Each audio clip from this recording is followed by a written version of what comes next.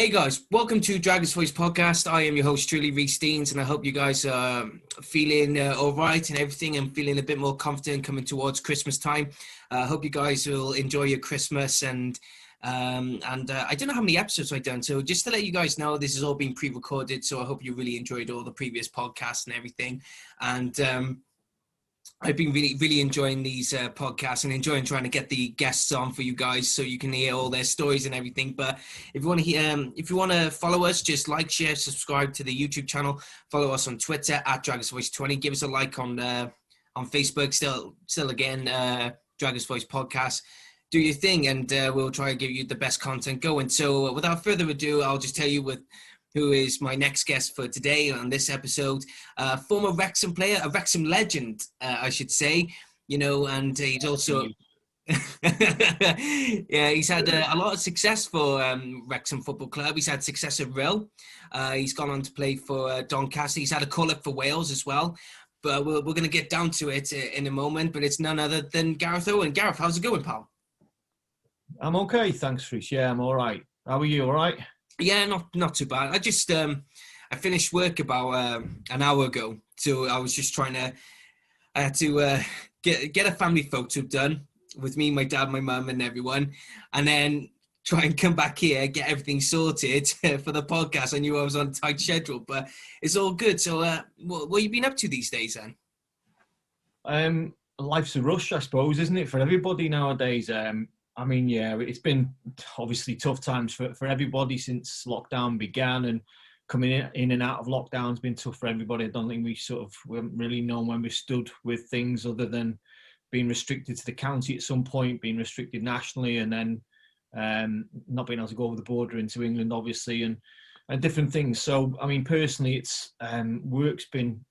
we've been very, very lucky, should we say. I work in coach education with the FAW, so we've sort of adapted and moved online with all our coach education stuff. So, yeah, from a work perspective, it's been a bit of a challenge, but it's been great as well. It's learning to, use a new platform, learning to adapt, and we preach it as coach educators, so it's something we have to do ourselves. So, yeah, work's been okay. Personal life, yeah, it's obviously been restricted like everybody else. You sort of abide into the rules and restrictions. And unfortunately, Gemma's not been hit too hard with work either. She sort of carried on and was furloughed for a few months, but then got back into it recently.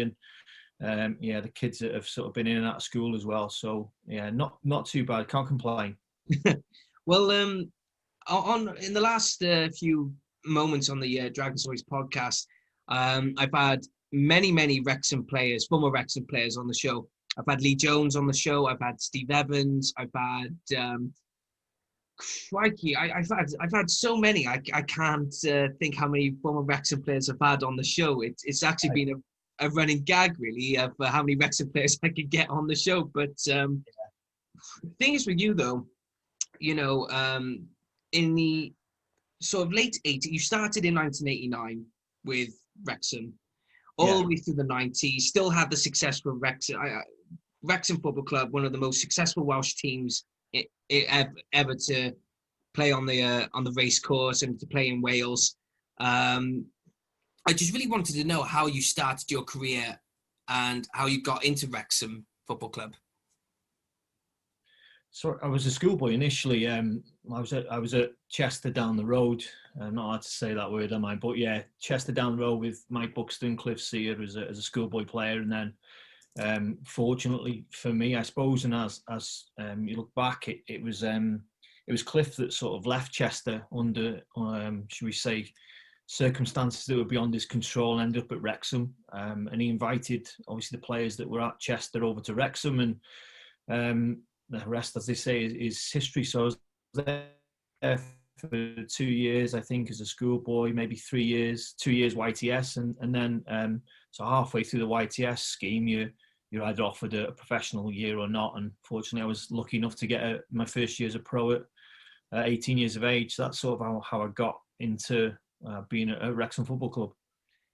When you started, I was looking up on your history at Wrexham Football Club, and you started roughly the same time as Brian Flynn, who came in as manager for Wrexham, and he became a big influence at the club, without a doubt. I just really wanted to know, how much of an influence was he within the squad and probably within the club? Obviously, I mean, huge. It panned out that he was, you can look back at Brian as one of the most successful managers, alongside the likes of, I probably hold him the same light as Arvin Griffiths and that type of person, I suppose. And was for us younger players, a father figure as well, somebody you could knock the door to, and he'd always be there with great staff around, obviously with Joey and Kev Reeves as well. But the impact can't be underestimated, as people as well as footballers. He was somebody we looked up to as a player, would join in his younger days as a manager a lot, and then sort of dipped out as he got older. But my first sort of experiences of coming into the club, training as a schoolboy, Di Davis on the car park, on the concrete on the car park, as a goalkeeper, still just firing balls at Di Davis, and memories of Joey in and out of the ground. Trained down at Lex, and we used to jump in a minibus as YTs and get driven down by Cliff, and we'd run back sometimes. But yeah, Dixie was in charge then before, and Brian was a player under Dixie, but then took the player manager's role over and sort of stepped away when the likes of Wayne Phillips came through, myself, as midfielders, I suppose, and latterly more, Brian Hughes and the like. So a pleasure to play with, and a pleasure to sort of play for, as well as be around as a person as well. When you had Brian Flynn as manager, you had so many well-known players. You had you said that Di Davis was there, but you had Joey Jones, Mickey Thomas, all the likes of big names, have come from Man United and Liverpool. Were they also another big influence part of the team as well? Because when I spoke to Lee Jones, he did say that for them there is what made Wrexham a bit successful, because they had the knowledge, they had the experience, playing top flight football. Would you agree, and would you say that they were one of the influences for everyone? Yeah, definitely. It was almost like that old Liverpool boot room that probably Lee might have referred to as well. That Bob Paisley, Ronnie Moran, that sort of, and them sort of people as well, very working class, very, brilliant old-fashioned values, with a modern outlook on the game as well. Brian was really good with sports science. He sort of got quite a few staff in over a period of time throughout the 90s, the mid-90s, where, we were sort of looking at diets and nutrition, and we had like a personal trainer came in as well, in terms of our, I suppose, foot patterns and what have you, how we were running and trying to change the way we sprinted, and just little details, I suppose. So, Joey, it's Mr. Wrexham FC, isn't it? Everyone refers to him as, and you could just see the passion that was there for the club with Brian, with Joey, even Kev, not from being around the area. You sort of, Wrexham, and to this day, is one of these clubs that you sort of get attached to, and you still keep in touch with players I played through the 90s. We've got like a group, a 90s group. We keep in touch with each other regularly. So, very special people to be around, that sort of mould you as a person as well. And when in the early stages of the 1990s for Wrexham Football Club, a lot went down on the pitch. In terms of competition, where you were playing in the FA Cup, or you were playing in the Welsh Cup, or Europe in the European Cup Winners' Cup, because still in the early 90s, this was around about the time where Welsh football was beginning to change, and because the League of Wales was forming as well. But that was, like I said, in the early 1990s. But for Wrexham, I was going to say, in the 1990-91 season, you were in the European Cup Winners' Cup, and you played against Danish side. Was it, I hope I pronounce this right, Lyngby? Is that how you pronounce it? Yeah, Lyngby. And it was a big win as well, for a 1-0 on aggregate, but it qualified to the next one. Tell us about your experience of playing in European competition around that time. Yeah, it's crazy. I suppose I'd have been 20 at the time, 1990, 1991 time. And it was 0-0 at home. Remember the game like it was yesterday. It was a very a wet evening at the racecourse. Half decent crowd there, I think. Yeah, 0-0, and you think, I suppose we were quite positive going away. Really, you're on a not hiding to nothing, but we always fancied we could nick something going away to Lingbury. I think, if I remember, we had won their League Cup the previous year, and were a strongly fancied team for the league the year we played them. But the free kick that sort of won the game, Flinny had worked on it over and over again at the racecourse. I remember, again, like it was yesterday, I was working on it where he'd shape up to take a free kick. John Bowden, I think, would peel off their fullback. So it wasn't a ball into the box. It was a straight ball over their fullback. It got headed across goal, and Chris Armstrong was there to sort of finish it off. So well-rehearsed sort of set piece got us through in the end. And lo and behold, who do we then pull out of the hat but Man United, who were me childhood heroes and obviously idols of mine growing up. Even right the way through the 80s, I was a big United fan. So it was crazy running out at Old Trafford then in the next round. I think we lost the home leg, 2-0, and then lost 3-0 away, maybe in the Cup Winners' Cup, I forget. But crazy running out in front of 30,000 people at Old Trafford. Wow. For some people who do follow this podcast, who are you playing against? What names were there on the fields that you went toe-to-toe with at Old Trafford and on the racecourse for Man United? The first time round, I think, if I remember rightly, it was sort of Lee Sharp, Pallister, Bruce, Brian McClare played, Paul Ince, Kanchelskis, I think, played in the first leg at the racecourse, Mark Hughes, Paul Scholes, that sort of era. So it wasn't the Fergie Fledglings hadn't come through then, your Beckhams and what have you, the Nevilles, they hadn't come through. So it was a little bit early that. Brian McClare as well, I think, played at some point. So it was that sort of very early. I remember watching United win the Cup Winners' Cup that year. So they knocked us out, obviously, over the two legs and then went on to win it. It was the year that Mark Hughes scored, I think, twice, whether it was at the Nou Camp, but it was against Barcelona. I forget, so my memory's not what it used to be. But yeah, Mark Hughes scored from an acute angle on the night. We were having a presentation night on the night in Fly, and we watched the game, or the game was on the background in on TV. We ended up walking out of that building knowing we'd lost and been knocked out by the eventual winners, which was nice. But you know what, funny, you say Man United, because years later, and I'll mention this now, even though every time I do my notes, I go through question by what goes on through your career.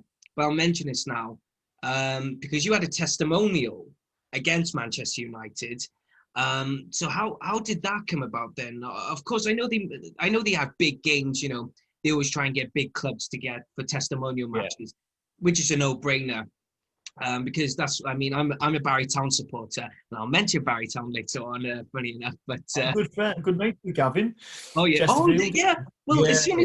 As soon as I saw the coaching stuff and everything, I literally went in my head thinking, I bet he knows Gavin. I bet he knows. Yeah, I know Gavin well, and Rich, obviously. I work with Rich. Yeah. Yeah, Richie Williams, and good as gold they are. Fair play. If it wasn't for, in offense, if it wasn't for Gavin, Barry Town would not have been what it is now. No, definitely. He's done an unbelievable job there, and hats off to them. Yeah, if there was, you hear about, managers like Brian Clough, Alex Ferguson. I know these are big managers, but in Welsh football, if you're thinking of big managers, and if you're thinking of who would be, the Welsh versions of Brian Clough or Alex Ferguson, or regardless, whatever. Some people would say Eddie May for Cardiff City, or vice versa, or some people would say Brian Flynn for Wrexham or something like that. But for me, I'd say you've got to have Gavin up there for Barry, because he came in a young manager. All the problems that came, he stayed and he led everything, and we just couldn't thank him enough. But as a manager and a coach, I'm thinking we're so lucky to have him. It's amazing how we have not lost him halfway through. A good judge of a manager is the legacy they leave behind, and ultimately Gavin at some point, will leave the club, and whether that's 5 years, 10 years, we never know in football, do we? But we'll judge Gavin and Rich, obviously, and the rest of the staff there. And I know you've got some brilliant volunteers at the club as well. But you'll ultimately judge Gav on what he leaves behind, and look what he's done already. Yeah, to the club, and and where they are, they've done there. I can't sort of applaud them enough. Yeah, exactly. And but I'll mention Barrytown in a minute because it's a nice, interesting story, especially going on at the club. But so when you did have the just going on to the testimonial, it's like with Barry, they had Manchester United in a testimony for a player called Matty Holton. But you had Manchester United for your testimonial. How did that come about, and who was playing on that day?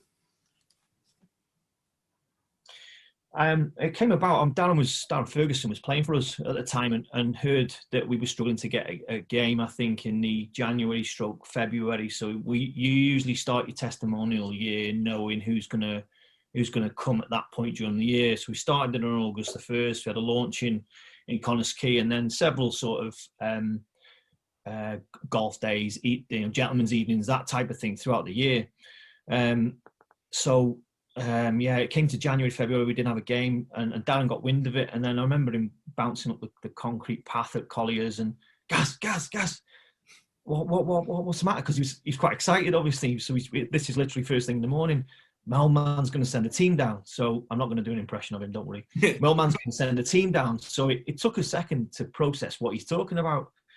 And then I realised, obviously, United were going to be sending a team down. So by the time I'd gone in, I'm still processing this. And I've had to pull him on. I tapped him on the shoulder and I said, you're not winding me up now. Man United are going to send a team for my testimonial game. It took ages to sink in. I don't think it still hasn't sunk in now. We're talking 20 years later. But I can't thank Darren enough. And obviously Sir Alex for what they did for me at the time. And the whole club, Man United as a club, had been... they were my idols and still are, and albeit things have been better, should we say, there at the moment. I still look out for the results. First result I look for, first team I look for on match of the day, and so on and so forth. But that era, as I don't think we'll ever see again at a club for a long time anyway. But crazy time, crazy evening. Having 13,000 there, I think, on the night. And I think I said at the time I'd probably still be thanking people now if it was left to me. I'd have gone around and shook everyone's hand and just thanked them for coming and thanked them for supporting the club over the years. And it was a pinch yourself moment walking out there. I remember having my daughter on my shoulder, and great times. Well, you're saying crazy times, that came about for the club, but it's now a bit more bonkers and more Hollywood for this year. 2020 has been a mad one, but in terms of football, we've had a lot of crazy football moments, but none can ever top it as Ryan Reynolds and Rob McElhenney. You're talking about an actor from It's Always Sunny in Philadelphia, a very big popular sitcom or comedy show, and the guy who played Deadpool, and they own Wrexham. When you heard about it, what was your instant reaction? Did you just go... Was you a bit like when Darren Ferguson told you that Man United were going to come? Did you think, are they pulling my leg or something?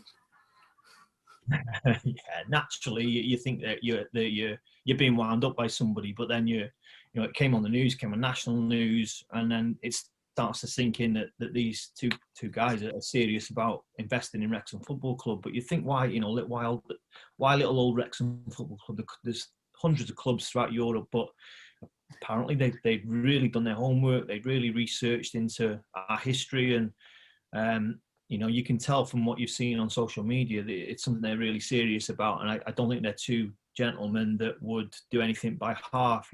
They're both hugely successful in their careers, and obviously Ryan Reynolds is you've seen obviously the brands that he sells, some of the stuff that he's got online, and the way he just holds himself. I think along with Rob McElhenney as well, they're both well-to-do people, so I'm sure we're in good hands.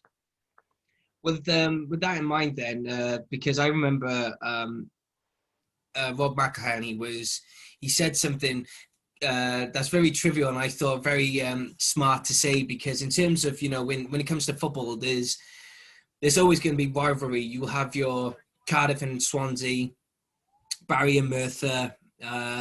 You'll have your Carnarvon and Bangor City, and then you have your Wrexham and Chester. And then he turned around and said, we want to beat Chester one day. And then going on down the line and goes, did I mention we're going to be Chester? But considering you're from Chester itself, and you played for Wrexham, club legend, what was the border derbies like for you? Was it very personal, considering the fact you were born in Wrexham, playing for born in Chester, playing for Wrexham?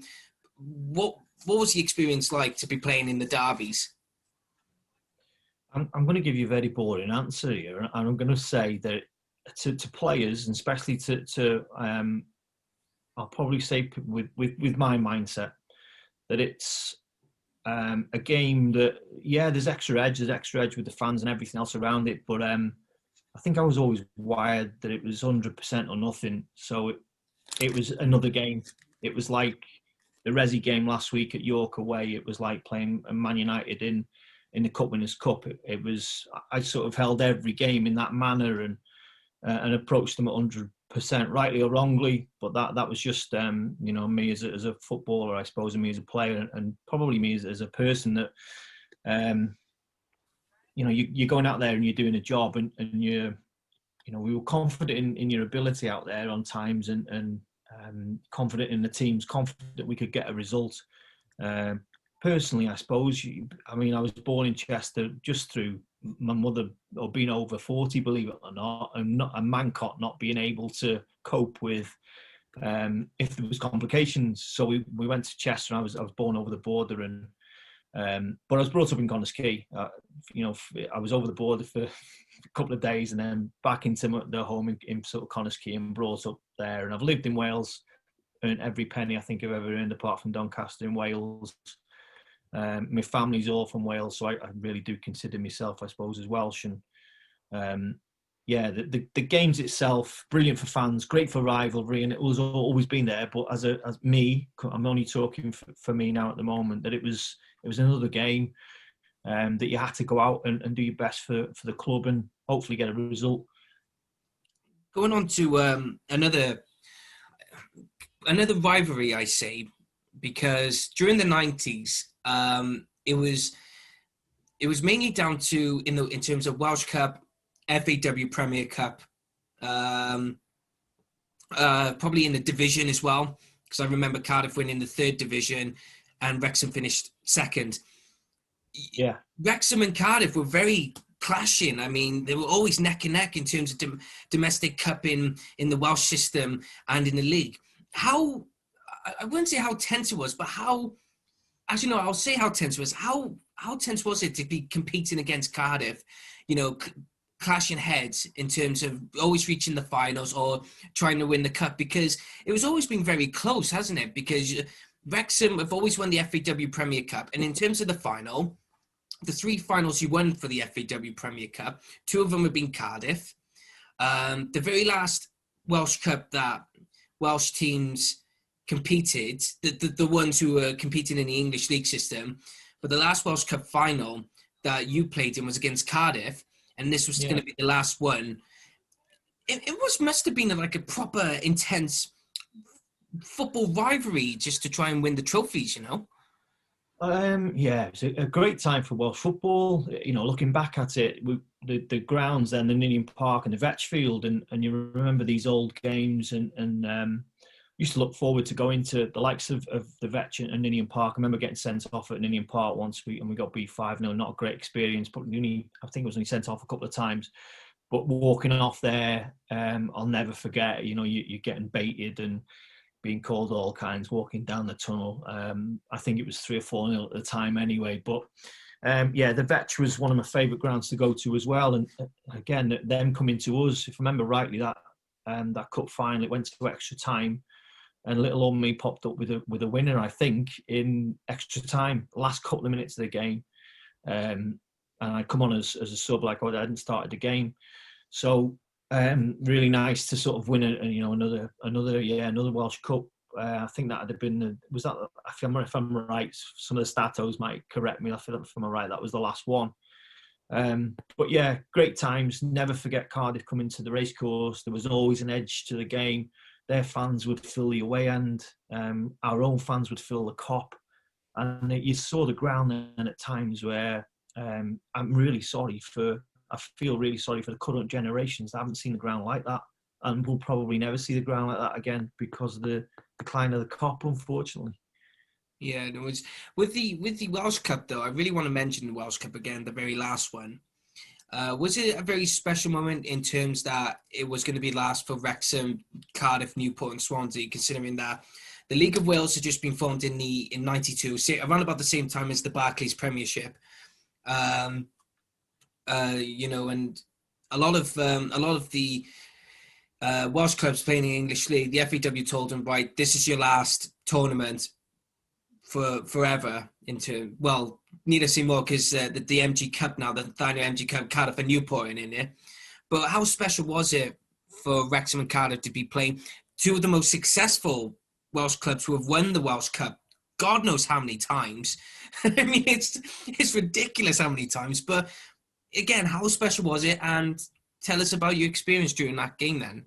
Yeah, well, before that, before the game at home, I think we played it at a racecourse. I think there was a toss of a coin, and we won the toss, which was brilliant. Prior to that, my first one was Hereford at Cardiff Arms Park, and we were beat 2-0 on the day, if I remember rightly. I remember Cardiff at Cardiff Arms Park. The game, I think Benno scored twice, scored from free play and scored a pen. And then this, it was what was termed then as the FA Premier Cup, I think then, the one we won at the racecourse. As I said, it was a bit more mid-90s, if I remember rightly. Remember Andy Marriott's horrendous multicoloured goalkeeper's top, if I remember rightly, on the day. And it was a Cop end as well. Chalky had gone down the left. I think Neil Roberts had sort of taken somebody away that was close to me, and it left me free, and sort of just Chalky chipped it across, and I was lucky enough to be on the end of it. So, yeah, I suppose doubly nice with it being in extra time, doubly nice with it being at the racecourse as well in front of the Cop. But, yeah, it's great memories again, and brilliant to win the Welsh Cup as many times as we did with the club. Do you know when you won the Welsh Cup, you qualified for the European Cup Winners' Cup again? Yeah. And even though you got knocked down in the first round, but it was against a Romanian side. I can't remember what the team was called. Petrol Ploiesti. What was it? Petrol Ploiesti. Oh my God. See, I won't be able to pronounce that either. I'd be like, and that's no disrespect to Romania. I just can't. I mean, somebody might correct me. I can't even pronounce some of the Welsh names. I'm going to be like... Yeah, no, that was a hot day. That was a real killer for us. And the rules came in at the time that we were only allowed to have X amount of English players in a Welsh squad or in a Welsh team. So we were really careful. Flinny was really careful with the selection there. And our bench then was, I remember it was all YTS boys. And I think Andy Thomas on the day, I think something happened to...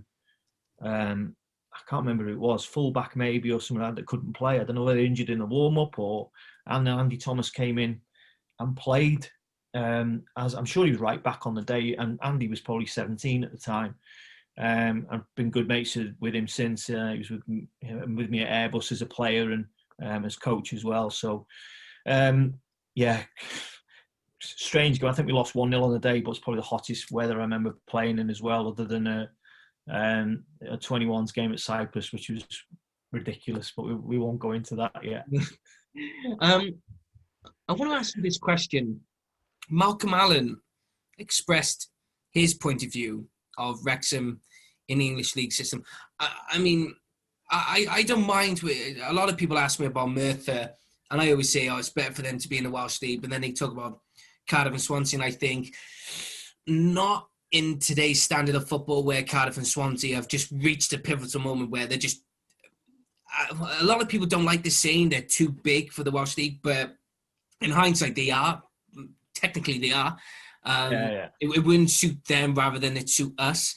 But then they talk about Wrexham and Newport because they're on the level, they're balancing, but because of the American and Canadian, because Ryan Reynolds is Canadian, they've been invested. But if they weren't, if that didn't happen, if there was no Ryan Reynolds, Rob McElhenney, if Wrexham were still in the same position as they are now, where they're just balancing out in the National League, do you think there would have been an opportunity for them to join the Welsh League, or do you think maybe they could stick it out in the English League system and hopefully get to the Football League once again?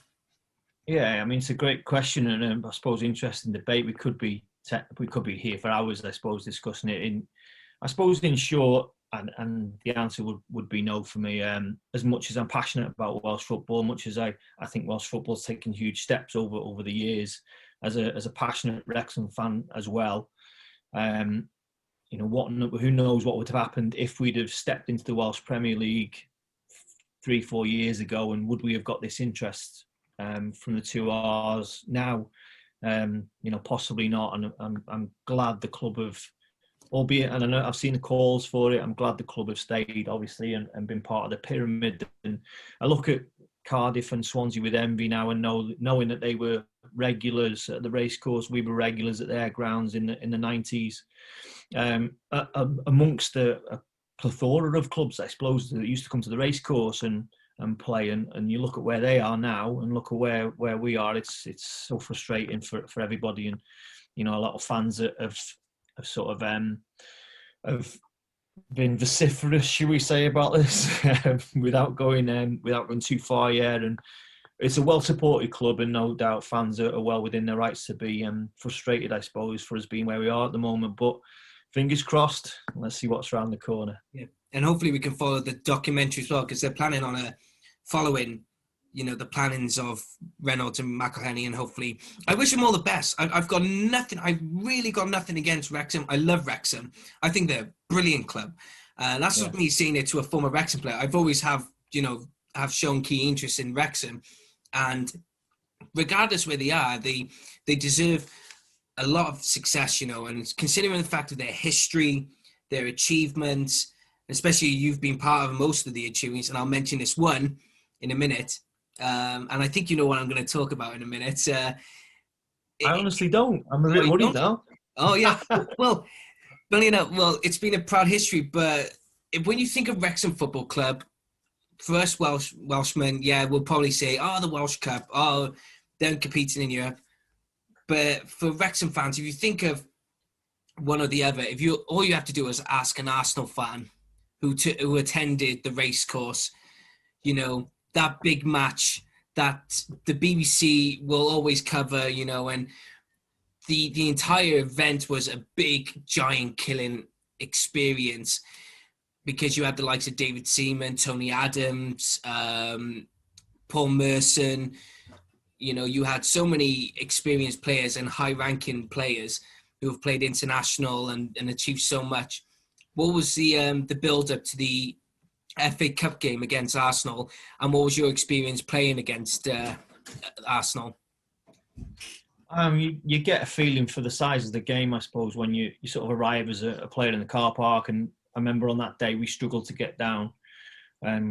Crispin Lane, I think it is, just outside the ground. Struggled to get into the ground, struggled to get in normal parking space. So yeah, it was.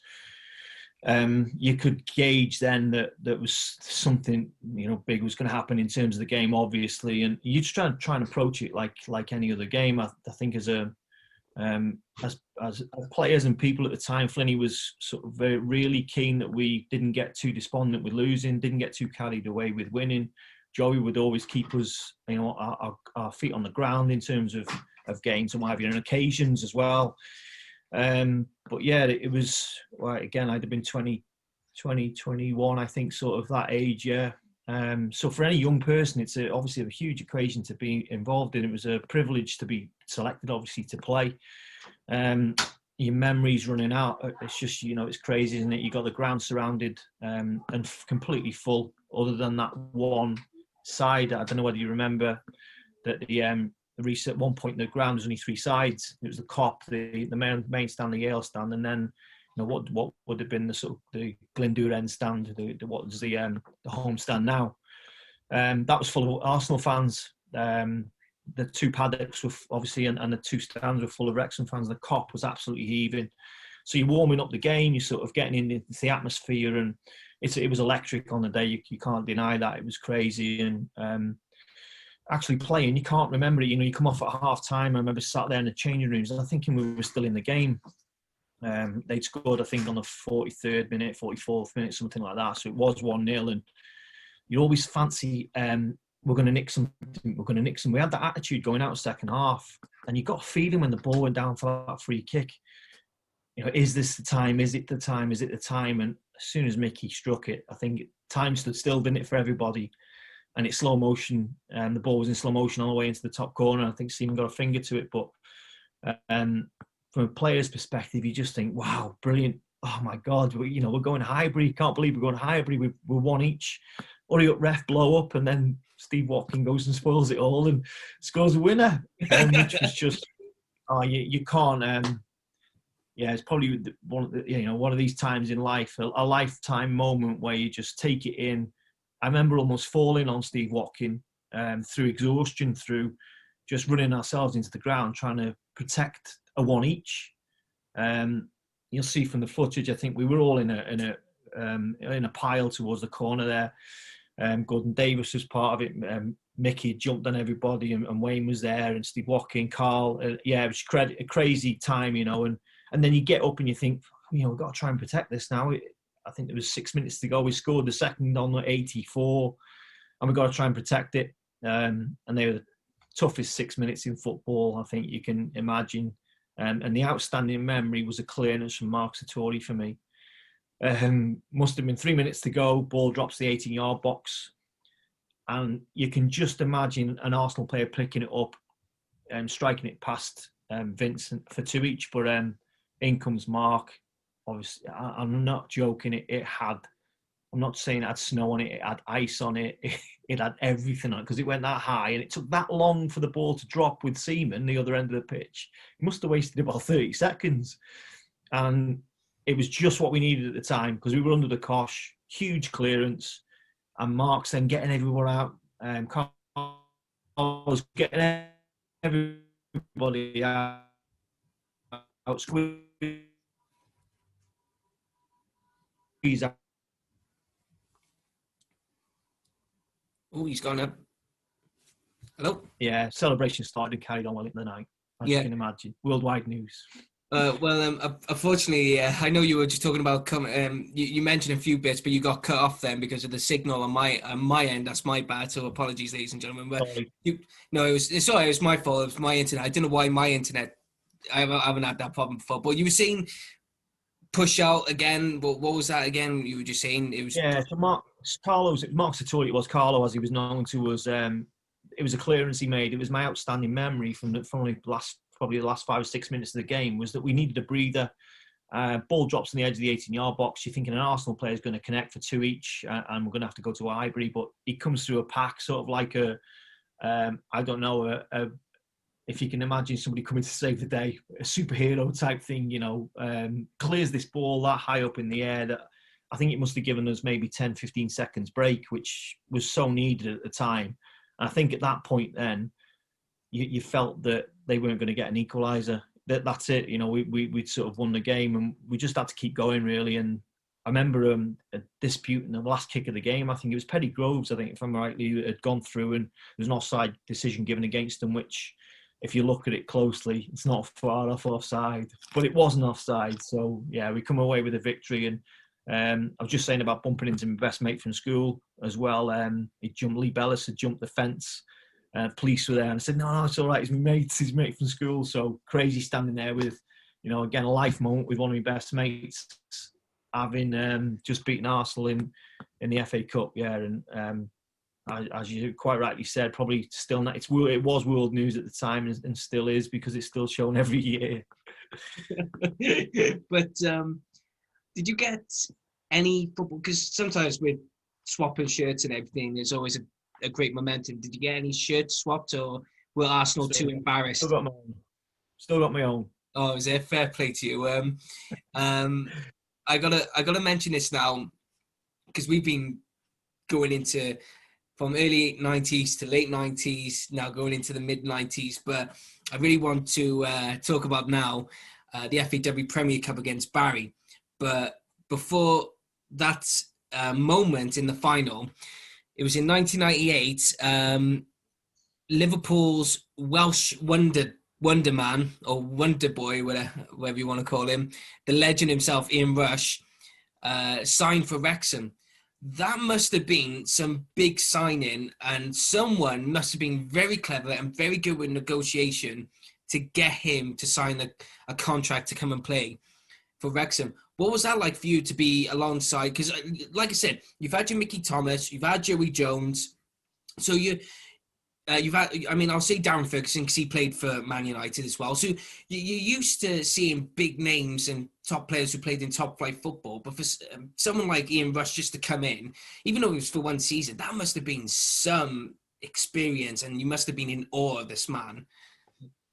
Yeah, I mean, along with Rush, we were hugely lucky to have that type of experienced player coming into the club, and to be able to just learn off them first and foremost. And Jimmy Case was another one that Flinny signed for I think 6 months. But what you learn so much off people like that, it was crazy. Alan Kennedy, another one. And these people had won European Cups on multiple occasions. Joey was the same.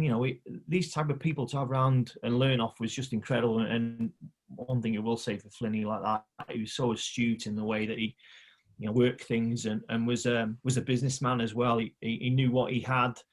I think coming through from a young player's perspective, and then knew how to mould that with experience. And he got some really good experience over the years around the younger players.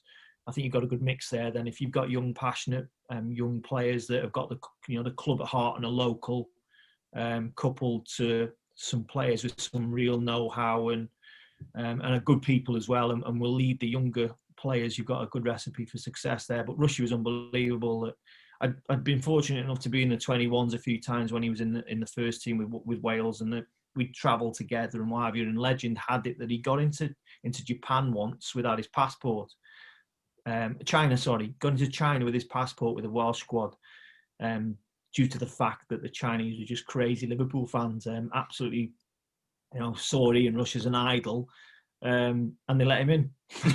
So, but yeah, brilliant. And that list of people that Flinny got into the club, as I've mentioned one or two there already. No doubt there's others if I really sort of stuck the memory. But yeah, unbelievable professional footballers at obviously coming down in their careers and winding down a little bit. But what I'd say about them is just so humble and great people to be around as well as footballers. Was he very humble to come to Wrexham? Because I know a lot of people. There's a lot of fans who would assume that because you've been in the big time, you've played in the big time, you played in big cup finals, or you played in Europe, you played for these big teams, and sometimes a lot of, especially in today's modern football, where you could tell there's a lot of footballers who are very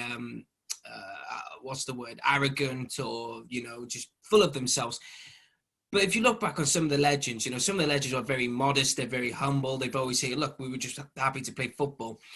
Did Ian Rush always come across as a humble man to say, hey, I'm just happy to be here? Or did he have a little... Yeah. I think that's the order about people like that, is that the higher they've played and the more they've done, the more humble they are. And I think they have to be wired that way to be part of, to remember that the team is always first. It's not about them. Whilst at the same time, Rushy at some point in his professional career takes them decisions on the pitch that he's a goal scorer and he's got to turn down a square pass because his job is to put the ball in the back of the net. But he wouldn't ever have said, I scored this hat-trick here and I won this cup there. And much the same as Joey, you'd never hear them talking about the European Cup wins unless they were asked. Alan Kennedy the same, Jimmy Case the same. So that's a big admiration I've got for people like that. And even in the day job now, I'm so lucky to be involved in our coach education courses. And you might have seen some of the high-profile names that we've had coming on the courses. They're exactly the same. The bigger the name, the more humble they are, which is brilliant. I haven't come across one yet playing or with coach education that's played in World Cups, that's played in their national teams, that you could point to them and say, you know what, mate, I don't know how you've got where you are, because you're not acting like you're portraying, you're not perceived in that way. Again, very, very lucky as a young player to be able to learn off them type of people. Do you keep in contact with Joey Jones or Mickey Thomas, or any of Alan Kennedy? Do you keep in contact with anyone at all? Yeah, Mickey's Mickey's on Twitter, and we're at every home game. I see Joey at every home game. Obviously, I haven't seen him since February, but I'd be lying if I didn't hear off Joey every other day. Right, he sends videos out. If you're on Facebook with him, and he sends videos via the private messaging and that, or he'll send something to cheer you up, or he just keeps them coming through. I think it keeps him going as well. Then I reply back, and it's brilliant. Yeah, you're still sort of pinching yourself. You're on that a personal relationship with a European Cup winner. It still is crazy. And I still pinch myself to this day now. Yeah, Mickey's on social media. Alan Kennedy, not so much. No, I haven't seen Alan for a while. I spoke to Gordon Davis the other day on Facebook, which is brilliant that social media's, that's the tool that it is nowadays. It's great to be able to do that.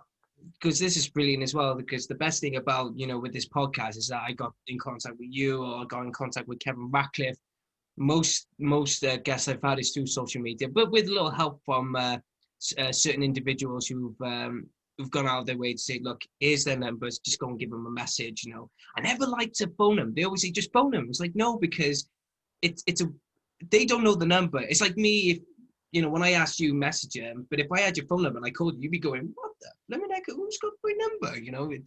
It's one of those things. I think that's the way we've been conditioned, nowadays to you hear the stories of horror stories of people being called with an 0300 number or something, and it's ended up costing them hundreds of pounds. I'm always dubious if a number comes up. I'm always dubious to answer it.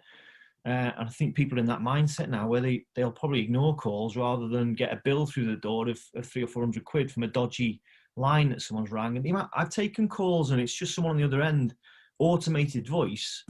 And you're thinking, oh my God, have I just been scammed for 100 quid or something? So yeah, you're right. Social media is the way forward. Yeah. Mentioning going on to Barry Town and the FAW Premier Cup again, the lovely little wooden ball, as I call it. It was a lovely wooden ball. But it was the first time, I think, in a while, and a while afterwards, that a League of Wales or Welsh Premier League team got to a final and won the cup. And it was, I've always heard, from the Barry Town supporters who've been there and seen it, that they've always said, they always gone, I tell you what, Rhys, apart from the Porto game, that game, apart from all the European games, because every European game is a big game to them, but he said, out of all of them, that Wrexham game has always been a top one because of the way you guys have played, how you were on top of your game. Brian Flynn, obviously, some of the big names who are part of the team, Ian Rush, of course, and for Barry to win 2-1 against you guys, I think it was at the Racecourse ground, I think it was, Yeah. Can you explain your experience against Barry Town, and how did you look at Barry back then as an opponent? I think leading into it, if I remember rightly, this was the year that Andy Morell had scored a ridiculous amount of goals in total, and I think he'd got 7, I think, against Merthyr in an earlier round, which I may be wrong, but I'm sure it was a record, still stands. I may be wrong, but if I'm rightly, yeah, it was that. If it was that year, and then we would never underestimate people coming to the ground. I think people that looked at us knew that from we'd played Winsford in the cup runs. We played who else had come to the Racecourse?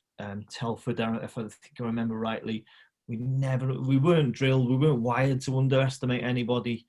That's not the way that we were brought up as people and players under Joey and Flinny and Kev. You're talking, I'm 27 by now. You're meant to be in the prime of your career. You are in the prime of your career, still 27. You physically and tactically you've learned, and you should be able to approach games like that. And I can't really say what went wrong on the day. All I could do is give credit to Barry. And I wouldn't say that it was they outplayed us, but they outfought us and outthought us on the day. If you purely through just wanting to win the game. I think they saw it as a possible once in a lifetime coming to the Racecourse and beating a Wrexham team that we had some experienced players in the side then. So not great memories from the actual game. I try and forget the cup losses. Don't remember anything ahead. If I don't remember a lot of the Barry game. But credit to Barry at the time. I think if I remember rightly, Gary was playing. Good mates with Gary now, and left back did really well. Yeah, Gary Lloyd played on the day, and almost was. I think he got into the Welsh squad on the back of it, if I remember rightly again. But I'm sure it was that era, and again, you got some brilliant people at the club there. So all hats off to them on the day. They were better than us and fully deserved to win the trophy on the day. Even though you didn't get a cap for Wales, you did get the call-up yourself around about the same year that Gary Lloyd had been called up. And I think it was around about the time that Bobby Gould was manager for, I was going to say manager for Barry then, that would have been the day, but for Wales. Who told you, and how did you feel when you got the call? I'd come off standby, I think, or we were. In fact, no, we were with the 21s. Tell a lie. We were staying in Chester at the International Hotel there in Chester, and we ended up playing Rhyl. I think it was Bobby Gould had seen it as a good PR project to go and play a lot of Welsh Premier League teams at the time, or Welsh teams in sort of the four corners at north, south, that type of thing. So we got this friendly at Rhyl. The first team played in that friendly. The sort of the B team, if you like, came on second half, which included myself. So it was my first taste of first team Welsh football. Unfortunately, got injured in that game. I went to close down ex-Wrexham player, if I remember rightly, Tony Lee. Do you remember Togger? Tony Lee, probably a bit before your time, little bit before my time. But Tony was playing for Rhyl at the time, and I'd gone to close him down. He bent over. I just went over the top of him and landed on my face. And I came off, and I felt all right to finish the game. As soon as I came off, started stiffening up, and I was in a neck brace for 2 weeks. I missed the chance to go to Holland. It was with the first team, unfortunately. But yeah, I think they got hammered out there. So it wouldn't have been a great experience anyway. But it's being part of a first team with Wales would have just been the icing on the cake for me as a player. Unfortunately, it happened in a friendly, didn't happen in a full cap, unfortunately. Mentioning Rhyl, I'll mention Rhyl in a minute, but 2001, it was the final year for you at Wrexham. You got your test. There was a testimonial, etc. But when you left Wrexham, did you feel gutted? Did you feel upset that you were leaving Wrexham, or was you a bit more optimistic for the future, especially when you go into Doncaster? Yeah, it was never in the plan to leave. It was ultimately just a conversation, and Flynn just said, "Look, I can't offer you a contract." And I was devastated at the time, obviously, because you never know what's around the corner. But looking back now, the football decisions, and these decisions have to be made. You have to accept them as players. And I thought walking out the door, right, I'll prove you wrong. I went to Doncaster and had 2 brilliant years there. What a club, what a friendly town. Some really good people there, as well as, again, very fortunate to be involved with. Didn't play a lot the second year.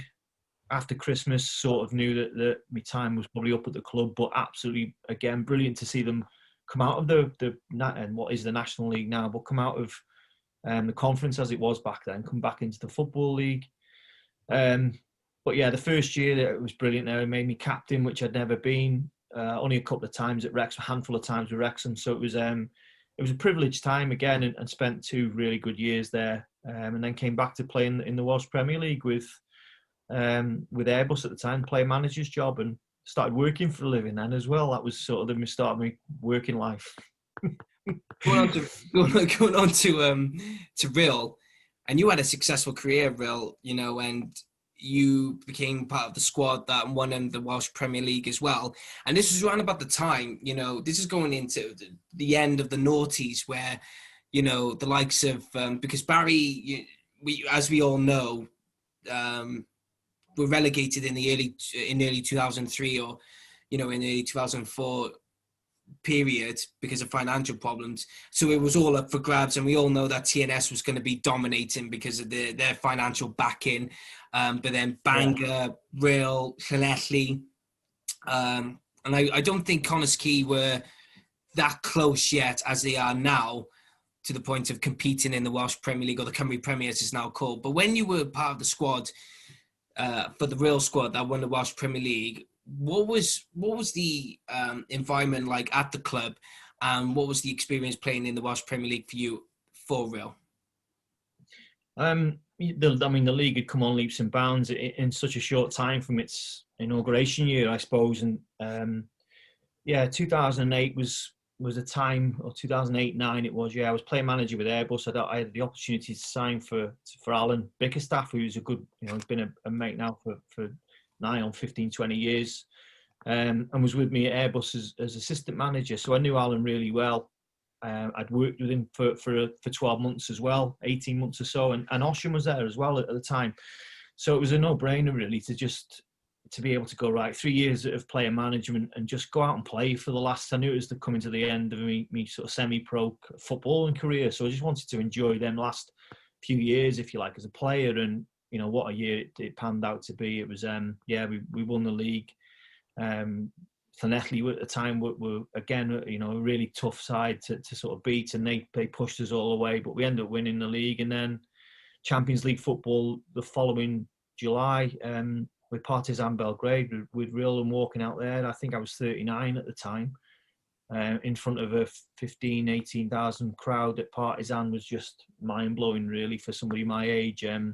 Not just me as well, good mates from football. Neil Roberts was at Rhyl at the time, and Greg Stones, George Iran, players that had played in the Welsh Prem for a long time. Lee Kendall was in goal for us, amongst others. I could be here all night, but what an experience going out there and just finally playing Champions League football, albeit a qualifying round. The Partizan Belgrade, did they live up to their name? Because when Belgrade, I got to give credit to Partizan Belgrade, because when Connah's Quay played against them, not many Partizan fans travelled to Rhyl to watch Connah's Quay play. But fair play, one or two people went. A couple of friends of mine went up there to watch them. They said, for the amount of parts, I think it was only roughly, I could be wrong, but it was roughly about 10, 15 Partizan Belgrade fans who turned up. But they said they did not stay silent. They were going for it. They were, as if you were going to go there. But when you went to their ground, did they live up to the name, proper ultra fans, the drumming, the chanting, whatever? Was it there? And was it there? Flimneck, a bit of a... It was a bit of a shock to the system, yeah. There was armed police leading. We had an escort into the ground. There's armed police all the way from the bus to the actual entrance. So first time you've probably seen armed police, not the first time, but a long time since I'd seen armed police at a football match. And these weren't messing around. They weren't pistols on a hip. These were AK-47s, and they were ready for action, sort of thing. But the actual game, Champions League music, the big centre spot with the ball, and to our left-hand side walking out is a typical European track around it, open stadium, huge scoreboard, and then away end was just crazy, flares going up. Huge amount of ticker tape had been thrown on. It was like the 78 World Cup at some point, which had all sort of created a what looked like snow behind the goal. There was that much of it, which at the end of the game we'd been beat. I think it was they beat us 8-0. They were unbelievable on the night. I probably got to say they were as good a team as I'd come up against as a footballer. We were half decent. We had some good experienced players that had played international football, and they just absolutely tore us to pieces, albeit we were probably 10, 15 years older than a lot of their players. But at the end of the game, me and Lee Kendall have just gone down their end in front of 10,000 fans and dived in all this ticker tape as if it was snow and just come up. And they obviously applauded us off at the end. I think it was 10 or 11-0 over two legs. But what an experience, yeah. Crazy times again. But they showed respect as well. I like that you're saying, because they must have gone, away when you dived into the tickets or something like that. Oh, yeah. I've got a picture of it, a great photo of it. Someone has took a still of me, literally in the air, Superman, ready to land in this 3-foot pile of, and it wasn't just like a little pile and 3 foot deep. It was all over the place, all over the away end. So they'd obviously, they sort of they brought a lot with them anyway. Yeah. No doubt they've been on their own lockdown and brought plenty of toilet rolls with us with them on midnight. So when you finished playing, for your career, when you finished playing, what was you went into management probably, and of course we spoke earlier, of course, before I started recording this, and you're doing coaching and everything. But what was your initial plan after you retired as a player?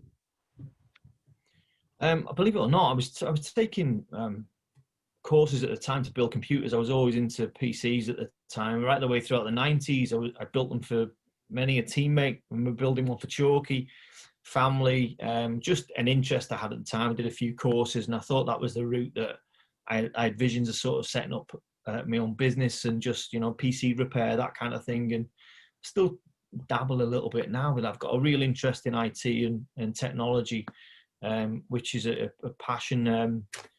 It never really sprung to mind about music. I'm sat here at the moment, I've got keyboard here at the moment, guitars around me, and it was never a career option, I don't think, to actually sort of get in that serious into music.